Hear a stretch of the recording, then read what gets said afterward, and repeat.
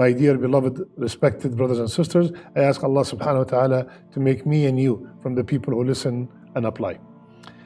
Tonight, inshaAllah ta'ala, we will be discussing the 3 best actions to be done in the month of Shaʿbān. The month of Shaʿbān is about to start in a couple of days, and we will share with each other and remind one another what are the best deeds, what are the best ibadat that we should perform in this month that precedes the month of Ramadan. The month of Shaʿbān, one of the reasons it was called the month of Shaʿbān is from the word tashaaba. It means disperse, because the Arab used to disperse at that month looking for water. The month of Shaʿbān is the 8th month of the Islamic calendar, and the month of Ramadan, as we all know, is the 9th month. So what are some of the a'mal that we should do in this month? Number 1, fasting. Number 1, fasting. Usama bin Zayd radiallahu anh, he saw Rasulullah sallallahu alaihi wasallam and he said, Ya Rasulullah, I do not see you fasting any month as much as you fast in the month of Shaʿbān. So Usama is asking Rasulullah sallallahu alaihi wasallam, why do you fast so much in the month of Shaʿbān? Rasulullah sallallahu alaihi wasallam, he said, that is a month which people do not pay any attention to because it comes between Rajab and Ramadan. So many people neglect this month because it comes between the sacred month of Rajab and the month of fasting, the month of Ramadan. And he said another reason, it is a month where the deeds are taken up to Allah Azza wa Jal. They are presented to Allah subhanahu wa ta'ala, and I would love that my deeds, when they are presented, to be fasting. Subhanallah. As we all know, my brothers and sisters, our actions are presented to Allah on a daily manner, day and night, on a weekly manner on Monday and Thursday, and a yearly manner in the month of Shaʿbān. Subhanallah.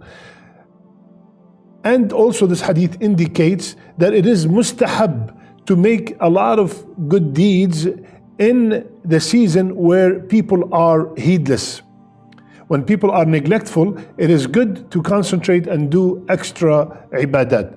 Aisha also, radiallahu anha, she said, Rasulullah sallallahu alaihi wasallam used to fast in such an extent in the month of Ramadan that we thought he would never break his fast. And he also would go without fasting to such an extent that we thought he will never fast. Subhanallah. In another narration, she said that Rasulullah ﷺ used to fast the whole month of Ramadan. And another narration, he used to fast all of it but a little. And he used to fast most of it. Because we all know that the only month that we are supposed to fast all of it is the month of Ramadan. So when the Arabs say most of it, when they say all of it, it means most of it, okay? So most of the month of Shaʿbān, Rasulullah ﷺ used to fast. So please do your best to fast as much as you can in this month of Shaʿbān. Subhanallah, many people single out the night or the day of the 15th of Shaʿbān to fast.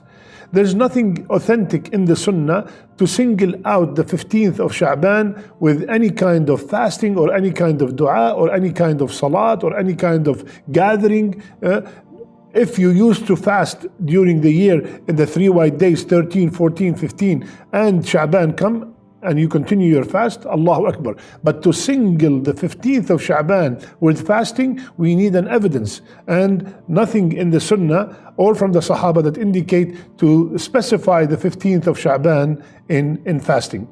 And or any kind of qiyam or tahajjud. There's nothing about that night except one hadith that is authentic where Rasulullah ﷺ said that Allah subhanahu wa ta'ala will look down on the night of the middle of Shaʿbān and forgives all his creation except a mushrik, a person who associates partners with Allah, and a mushahin, and a person who have cut his relationship with his Muslim brother or sister.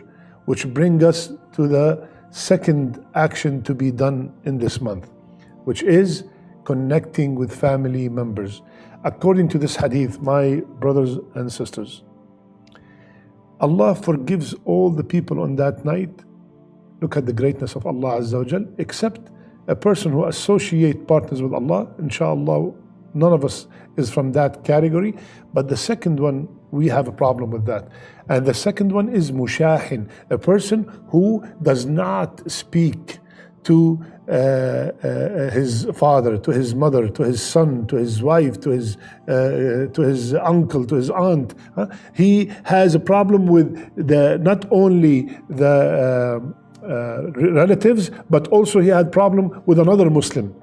Why? Subhanallah. My brother, my sister, for the sake of Allah, like we said in our last episode, for the sake of Allah, I'm not telling you become best friend with that person, just for the sake of Allah and for the sake of our actions to be forgiven, for our sins to be forgiven, and for the sake of our deeds to be lifted to Allah, because all our deeds are on hold until we fix that relationship. And we do not need to be best friends, just a salam. Assalamu alaikum wa rahmatullahi wa barakatuh. The month of Shaʿbān is here and the month of Ramadan is coming very soon. May Allah keep us alive to witness that month. That's it. If he or she replies, Alhamdulillah. If they do not reply, you did your best.